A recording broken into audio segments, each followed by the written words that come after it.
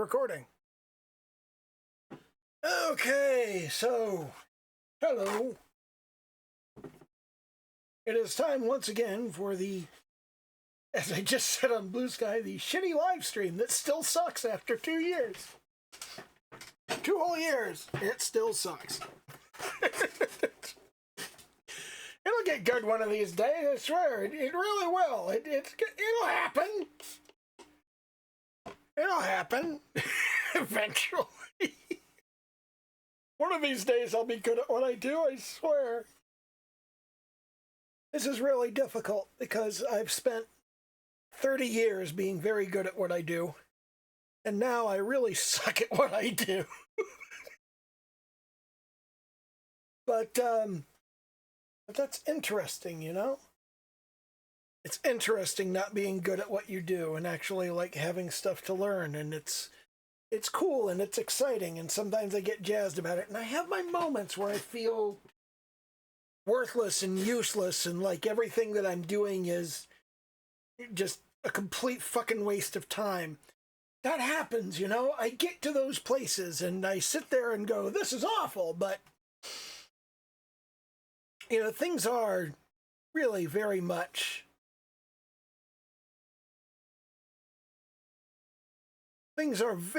more interesting for me doing something that I don't really know how to do than they would be just continuing to write software, which I've been doing forever. Eventually we will get around to the development of the game because I am working on a game, as you may or may not recall.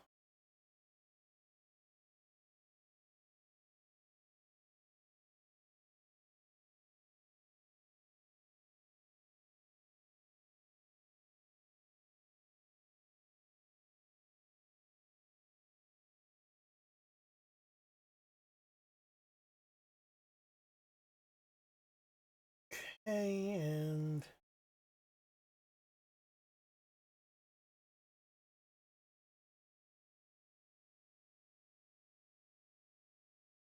bed. There's a definite progression that's going on in my work on hands. I'm not very happy with it, but I am starting to when I draw things out, I am starting to see that I can tell where I've got stuff wrong.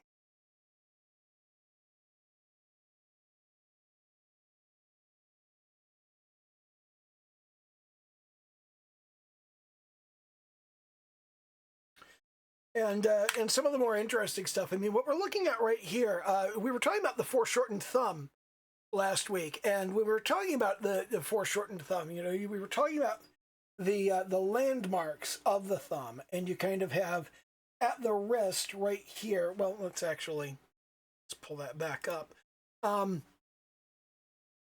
You have these things that the thumb lines up with, and the base of the thumb here lines up with the middle of the hand. It just you could draw an arc around the whole thing. And then the first joint of the thumb lines up with the knuckles of the hand, and the end of the thumb lines up with those first knuckles there.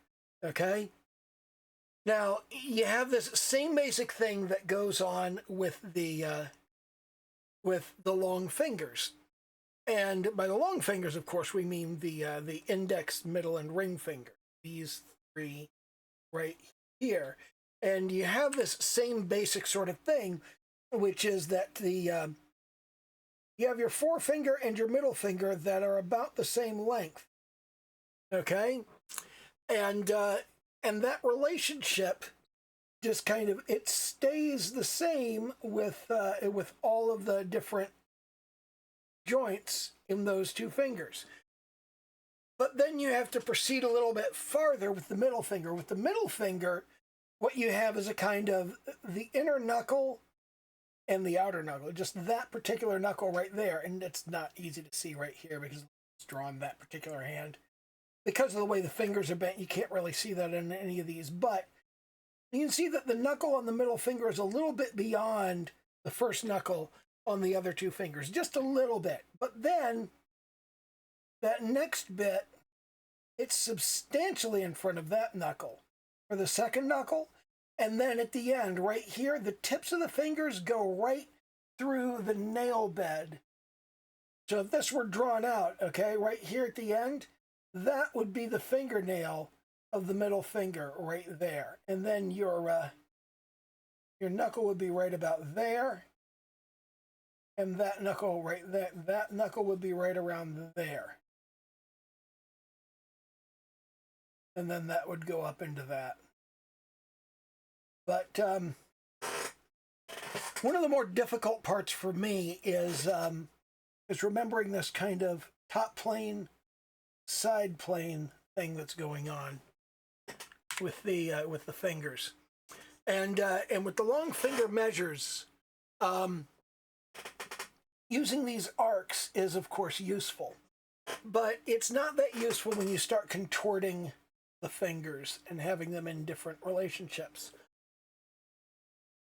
So so it can sometimes be problematic using Hogarth's particular style because he likes to do these kind of spidery contorted hands, and that's kind of weird.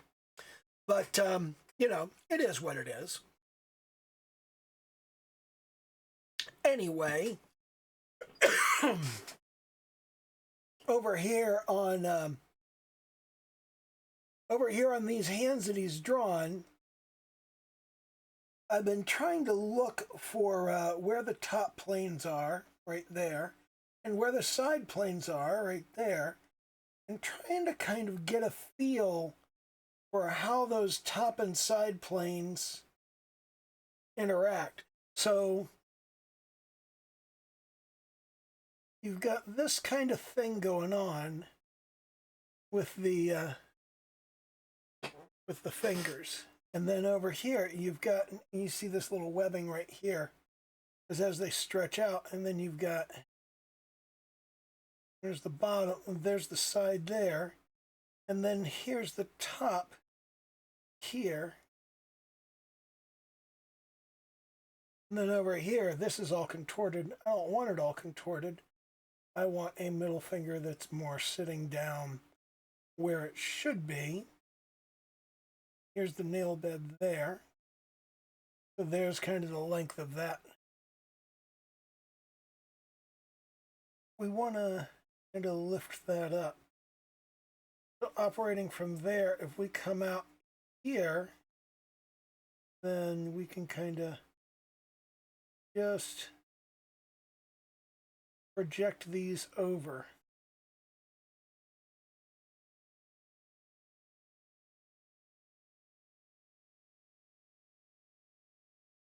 And then we can pull that out right in there. That's that.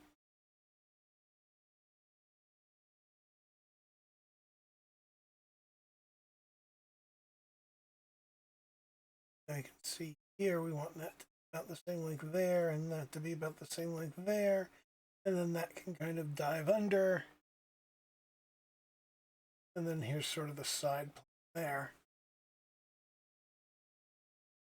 And then here's the top of that, and you can see going from right here, we circle around the hand, that would be kind of where the thumb comes out.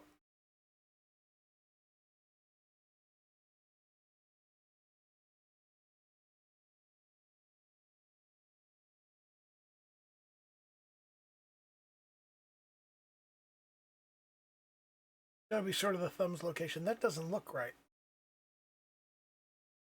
That needs to sort of drop down farther, doesn't it? And that all needs to go away. And that's not bad, really. But it's also sort of not the way that I see myself drawing hands. Like, typically, I'm going to be drawing hands in a sort of a relaxed pose where here's the back of the hand, and here's the wrist right here.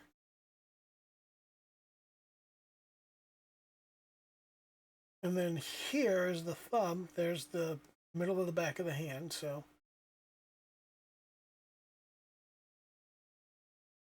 So there's kind of the thumb, and here's the rest of the hand here, and that's just kind of gonna down here. There's the first knuckle, second and third knuckles there, and then the middle finger will stick out a little bit further. So on the inside, we just kind of have this sort of thing going on. That is sort of how I see most of my hands being drawn. When I do have a hand that's being drawn a little differently, I tend to do a lot of hand on hip stuff, where the hand comes down here. Here's the arm. We've got the radius and the ulna in here like this, and there we have the thumb sort of up over the hip, potentially behind the hip, and then I've just got the rest of the hand, and then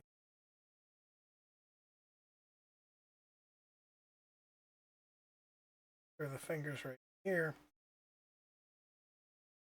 and just that kind of thing, where it's sort of, here are the knuckles, here's the hand right here, and here are the fingers. Maybe the four fingers over here doing its own thing, and the other two are just kind of here doing their thing.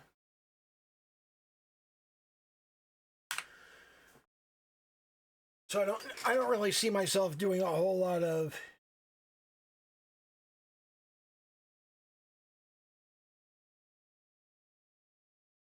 I don't see a whole lot of like spidery, crabby hands doing the kind of stuff that Hogarth shows his hands doing. I don't really see myself doing that. One of the things that I have trouble with, of course, is the proportions of the little finger, and he covers that specifically here. And with little finger measurements, you know, he kind of talks about the tip of the little finger lining up with the last knuckle of the ring finger, right here, and then everything else is just kind of built into the cues. And I kind of feel like that comes in right behind there, and then this comes in right around the middle. So the tip is just outside there, and this knuckle is right behind that, and then that last knuckle there goes in between these two knuckles. So if you've got the ring finger right here, and then you've got the little finger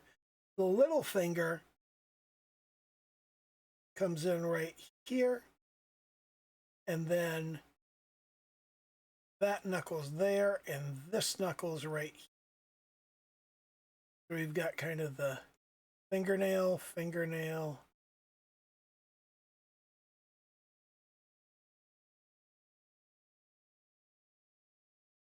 and of course the sides of the finger are plump and round, while the top is more or less flat.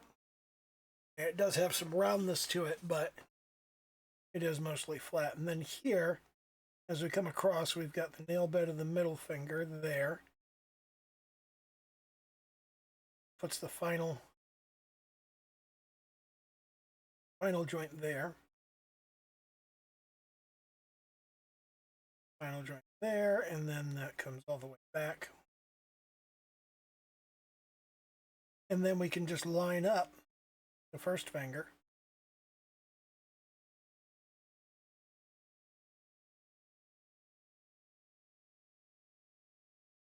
Right there's the end of the first finger, and right there's the that.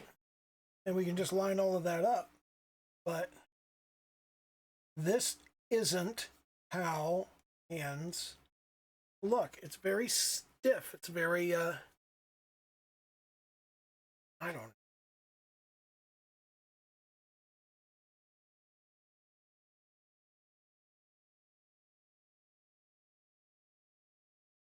There's the first joint of the thumb, and there's the rest of the thumb right there.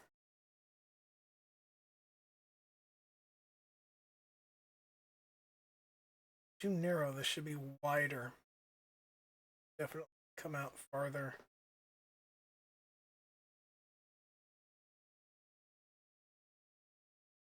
If I lasso that, it's kind of, then I retransform.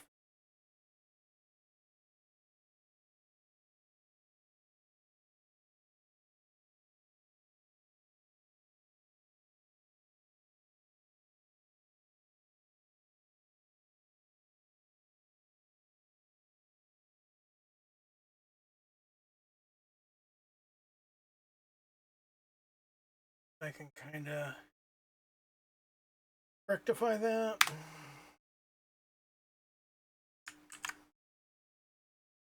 I guess that's better. Not much.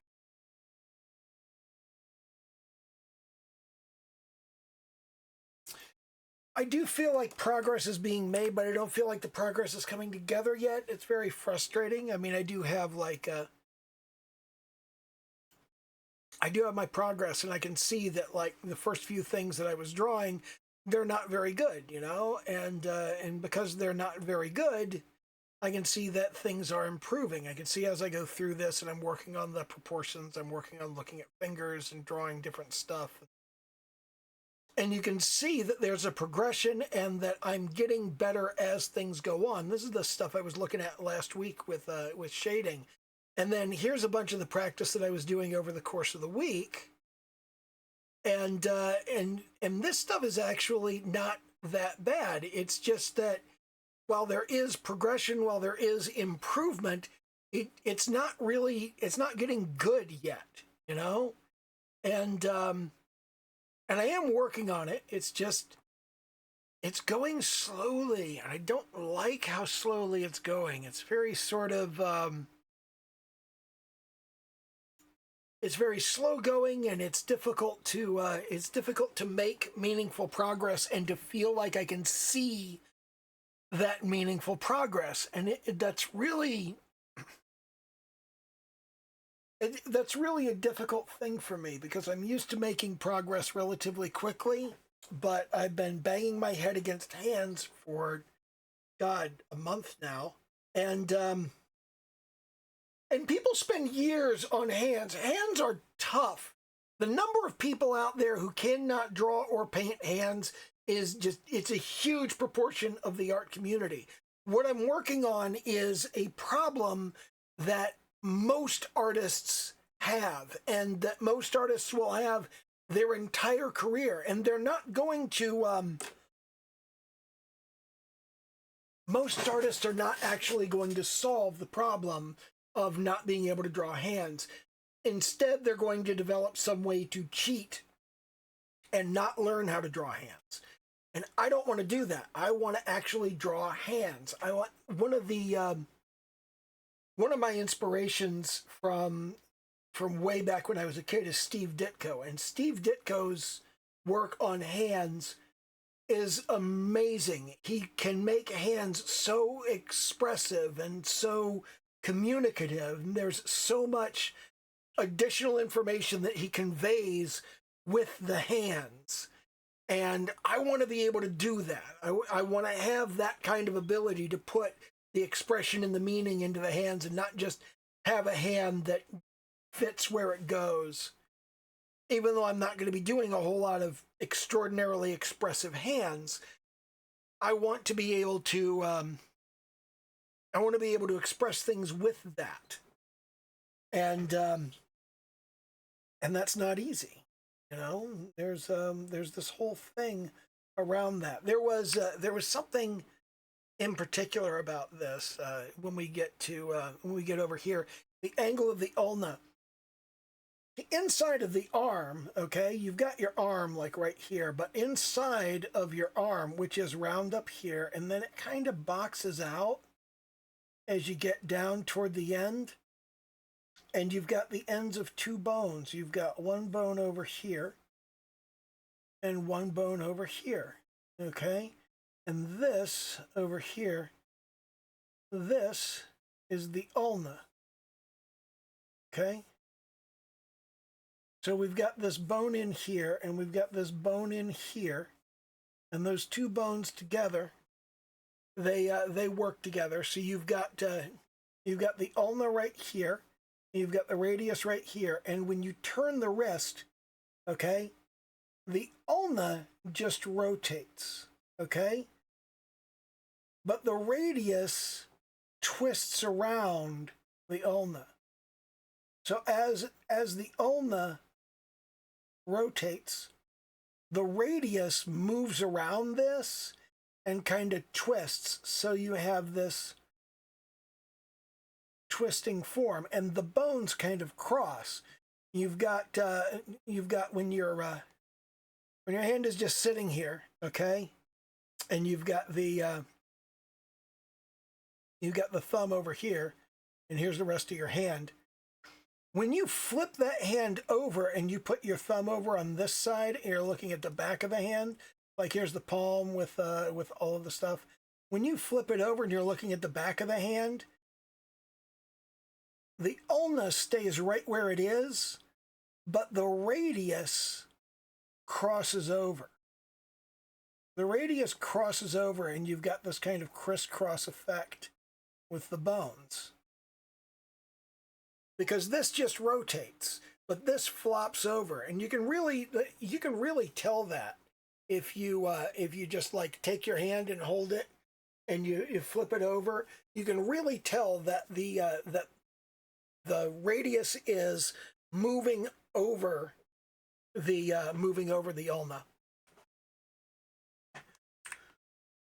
But anyway, there's this thing that he's talking about here with the angle of the ulna, and he says that if you go along the edge of the ulna and you find this prominence right here, okay, and what is that called? It's the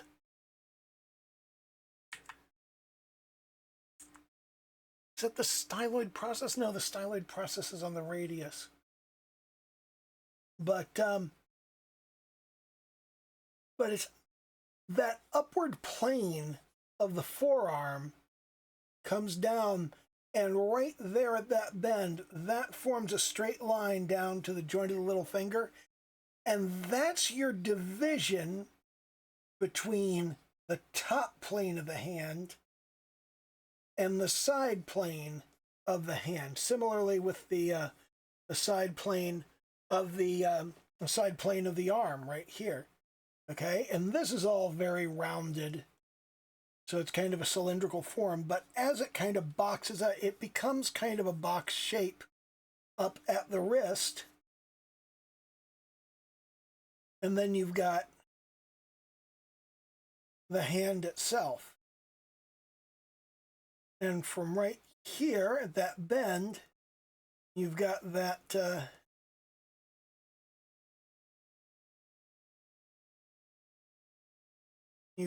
crossover from the top plane to the side plane. And then you have the same kind of thing with the fingers. And I'm not good at that side plane of the fingers stuff, because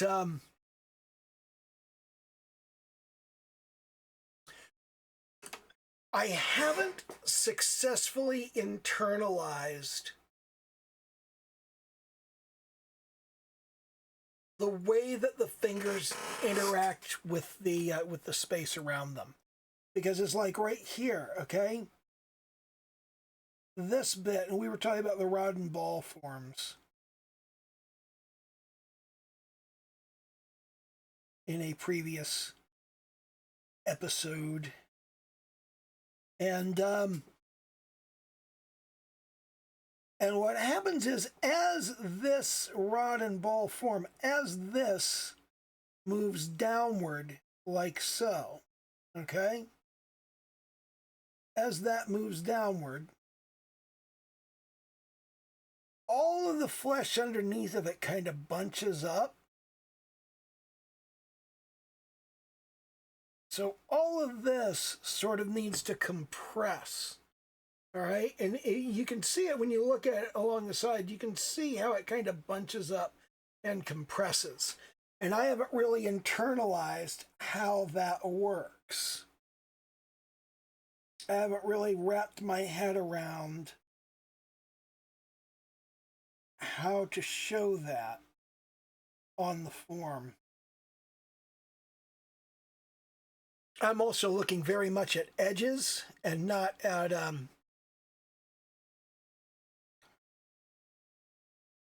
not at shapes. And I really kind of prefer to think in terms of shapes, because that's a sort of that's a painterly sort of way to think right there. So if I kind of do the top planes in this blue color, and then I come over here and I do the side planes in more of a deep purple color, okay?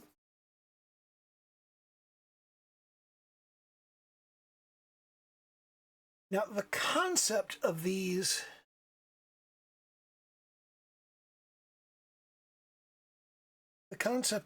being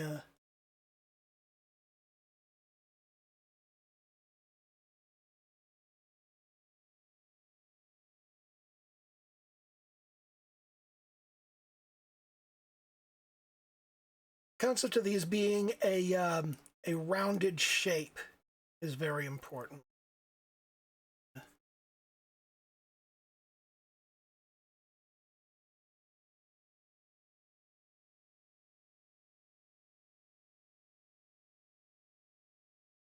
Just smooth that a little bit. There's less of a blend in here.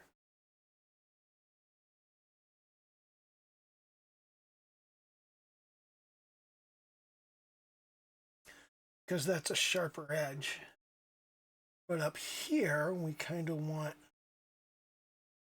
the edge to be smoother. I'm not very good at doing smooth shading. I'm just not very good at it.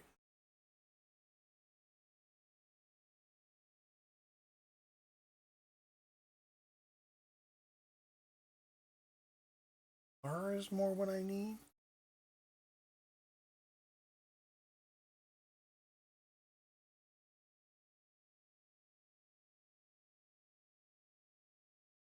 I don't know. It's not very good. But I am spending a lot of time on edges here. I'm not really happy with that. I want to spend more time on the. I want to spend more time thinking about the shapes. You know, thinking about the shapes that we're dealing with. Having a clear picture of what that is going to look like.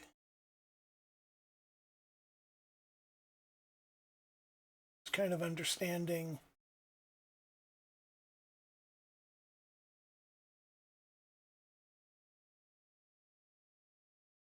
what we're working with in terms of the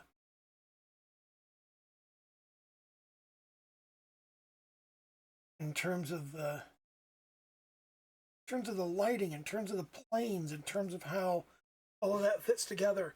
It's important to recall at every step along this process that you're not working with a bunch of lines, that you're not just doing a sketch, okay? You're going to move on from this. What you're depicting here is a three-dimensional object. And that three-dimensional object has form and volume, and it means something. And that's difficult for me to bear in mind when I'm working in terms of just lines. There's a tendency for me to go, we put this line here and that line there, and just kind of copy where the lines go. But I need to think about what the actual three-dimensional shapes are, and I need to internalize that and understand that that, for example, here's the top plane of everything, And all of this would be lit.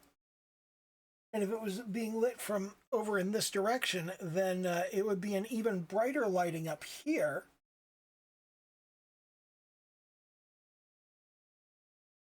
But then over here, all of this here, this would be in shadow. As with this.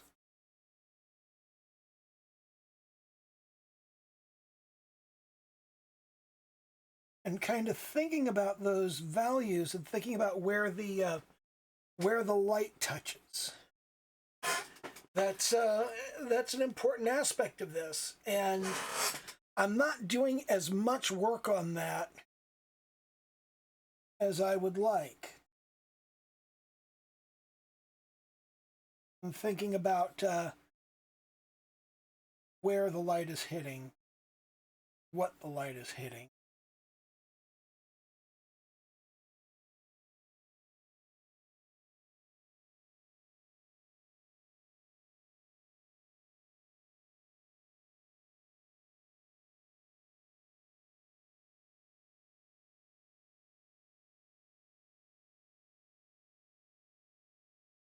And I want to kind of keep my eye on that kind of stuff because that's important, and that sort of idea of where the values are and where the light is hitting and what all of that looks like. This is important, you know, and working exclusively in lines isn't conducive to that. So I'm not as pleased with this kind of line art work as I might otherwise be, as I might have been just like a few years ago. And this is good here, the inside planes of the hand and arm. And he does talk about this here. He specifically mentions that that the side edge of the index finger knuckles right here and on up the arm. This is the transition point between the top and side planes of the arm. And it's the same kind of thing over here. You know, it's like here, this is the top of the thumb, but it's not clear how this it's not clear how this works in terms of the plane, like this plane right here and this plane right here. I'm gonna have to think about that a bit. Like, all of this is clearly, I mean, this is knitted to the side plane. So if we go once again to our top and side planes, you know, if we pick this up here, here's our top plane.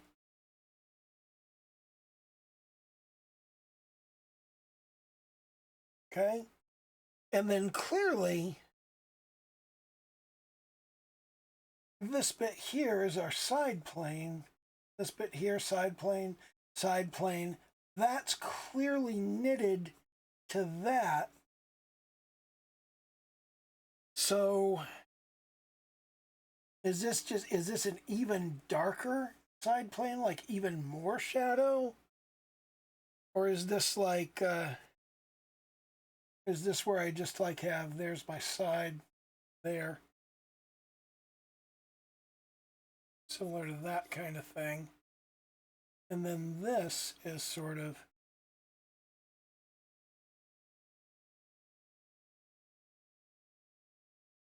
here.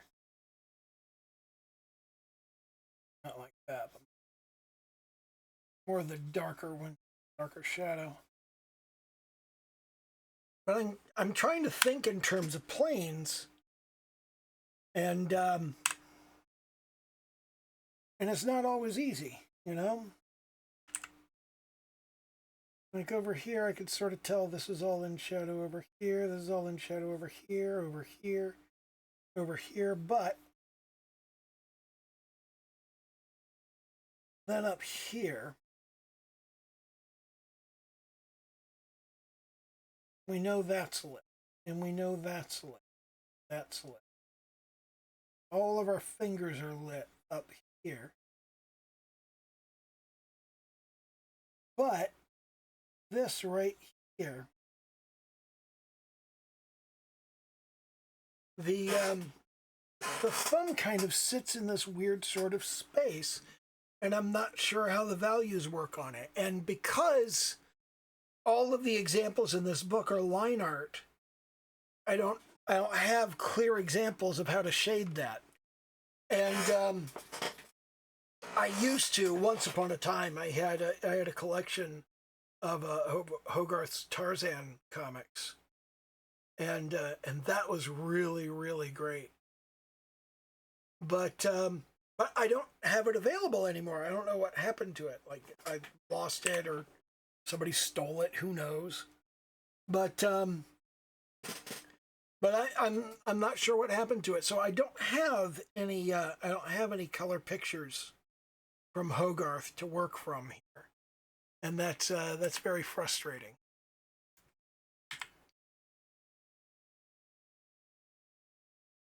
Now, Hogarth is generally pretty good at understanding that the palm in depth is difficult to work with, and just like the foreshortening of anything in deep space is difficult.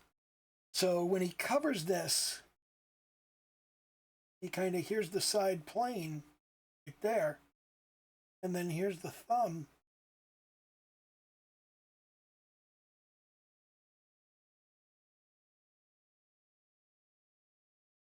Let me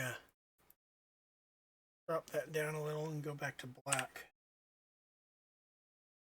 So we got kind of this thing going on here. Here's sort of this side plane we've traced. And then down along here, you can see that the thumb sort of emerges from the side plane.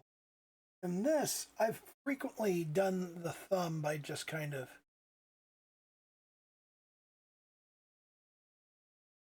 having it in a close sort of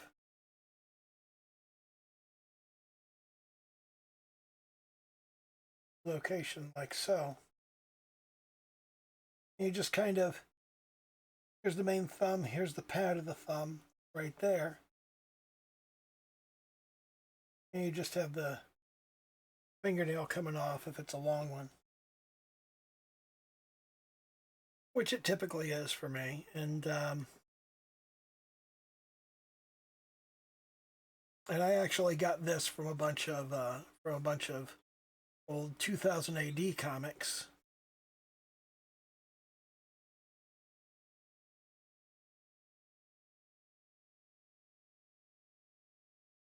You just kind of, you put everything together like this.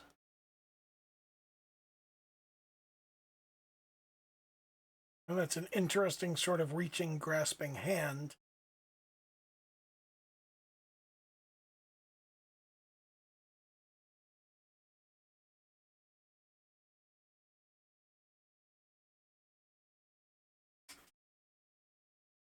And that's something that I've drawn like 8 million times. Because I just kind of grabbed that out of the pages of 2000 AD and just sort of copied the lines. And I've got this notion of how it all fits together, but of course this is typically Judge Death making this little hand gesture, so he's got the long talons.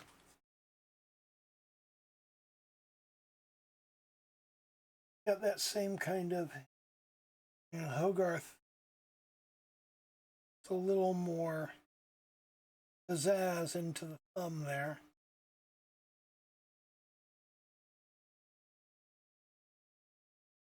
And this is a great example right here of phase sequence projection, where Hogarth has drawn the thumb in 3 different positions. He said, you can have all of the hand in this position, but the thumb can be in any of these places. It can be off over here, it can be up, it can be down, it can be to the side. And that phase sequence projection thing that he does, that's really useful in terms of illustrating range of motion.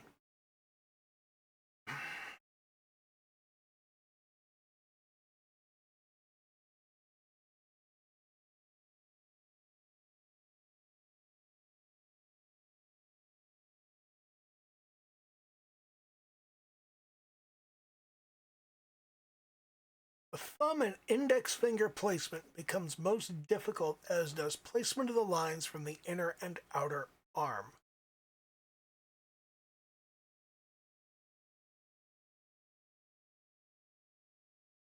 The upper drawing, the thumb has been put in last. That's this drawing here. The thumb has been put in last. And he's got the phase sequence projection in there after the finger and rear arm lines have been set. Note how the index finger and little finger palm lines relate to the contours of the lower forearm.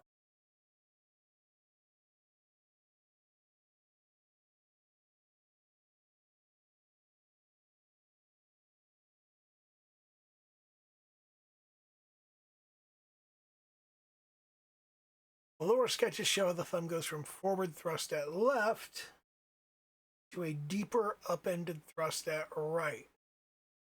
Also note the arm line positions, especially those on the little finger side. This, the kind of, the way it sort of digs in, I guess, is what I'm supposed to notice there. Sometimes I'm not really clear on what Hogarth is trying to teach or how he's trying to teach it.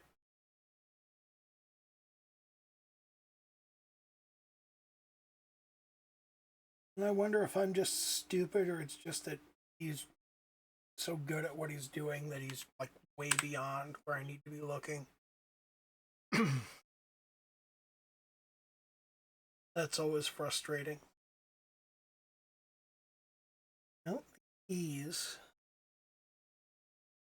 Note the ease which index finger and little finger palm lines relate to the contours of the lower forearm.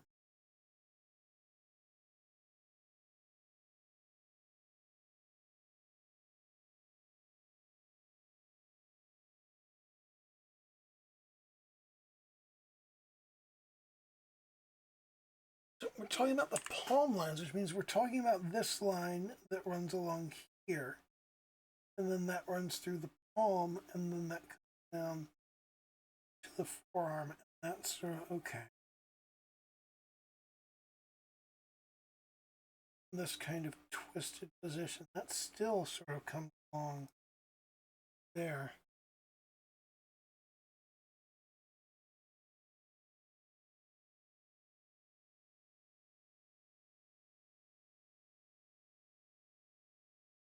I don't know what I'm supposed to be getting from.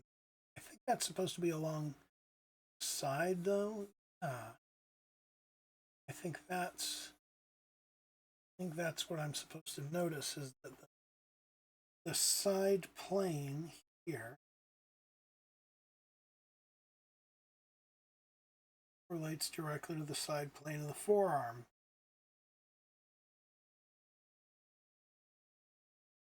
Thumb emerges that.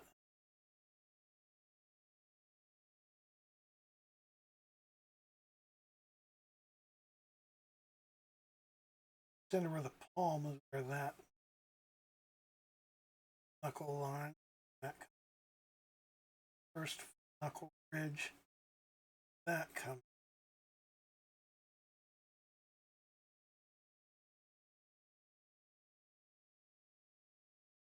And it does rotate downward, but it could also rotate inward. So we could have the nail here.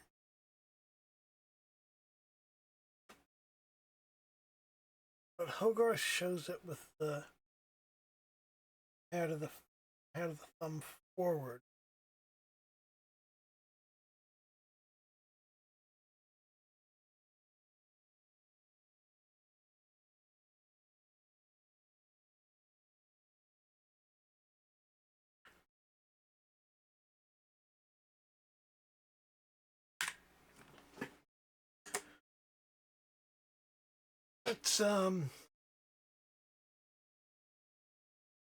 that's mildly confusing.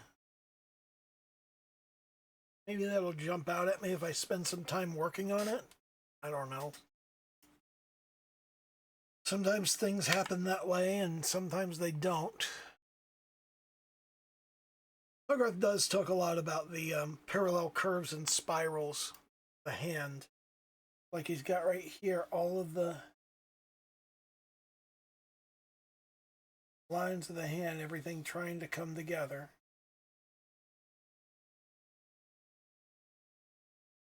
And then he's got the kind of curves. He gets really bound up in the whole rhythm of the body, and that's really neat because that's one of those things where, you know, like I say, you can tell when you look at Hogarth's work, when you look at how he details it and how he plans it out, you can tell that he truly loves the way all of this fits together. He's a great admirer of the human body. And that's something you often don't see in a lot of art. You don't see a whole lot of people that are like, man, I love the human body and I love how great it looks. You see people that like parts. You don't see people that like the similarities and the operation, the mechanics of it. He gets so bound up in the mechanics of it and how it fits together and how it works and just the beauty of the forms and the movement. And he understands that about movement, that movement is really where that beauty is expressed. And I don't know a lot of artists that I don't know of a lot of artists that do that kind of thing. Hogarth is kind of the master of it, really.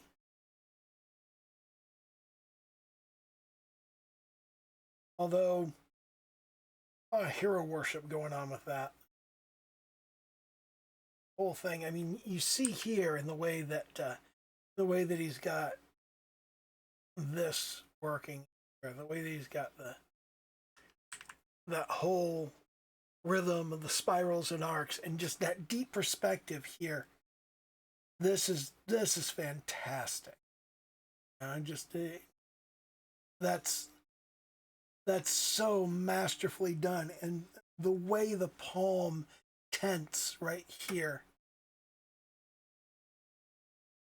the way it tense and everything just kind of comes off of that, and you can see that it comes right down here. There's the plane of the bottom of the finger there, and the bottom of the finger here.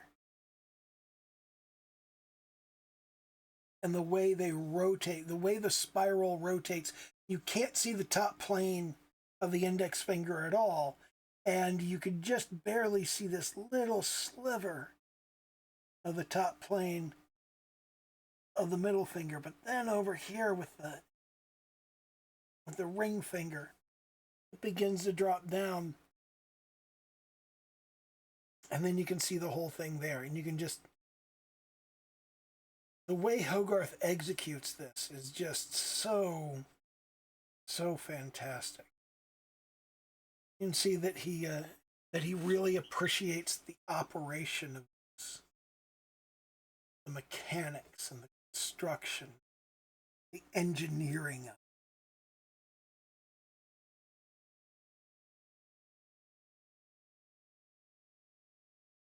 Sometimes I don't know whether I'll ever be able to learn anything meaningful from this kind of stuff.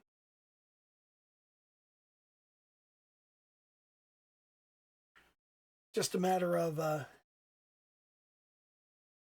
what? Oh, I hit the new illustration button. Nope, don't save it. Okay. That's I don't really know where to go with spiral and arc rhythms. The little finger and thumb relate interestingly. It kind of goes into here how the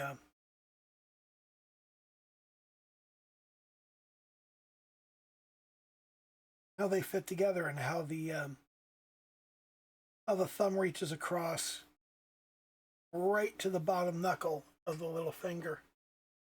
And you can test that yourself, and then he's got how far the little finger reaches. My hand's all jacked up, so consequences of a life where hands end up in the way of things. But the kind of this range of motion goes. And I can do that with this hand. I can do that with this one right here, and take off the gloves.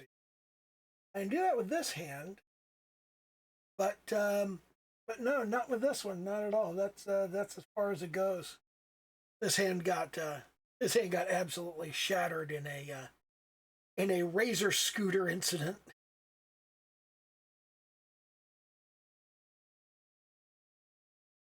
That was a long time ago, but I wish it was a better story. It's really not. I didn't know the fender on the back wheel of a razor scooter was the brake. So the back fender on a scooter, that's where you put your foot. So once you get up to speed, you put your foot on the back fender, and that's a bad idea on a razor scooter. So it didn't end well.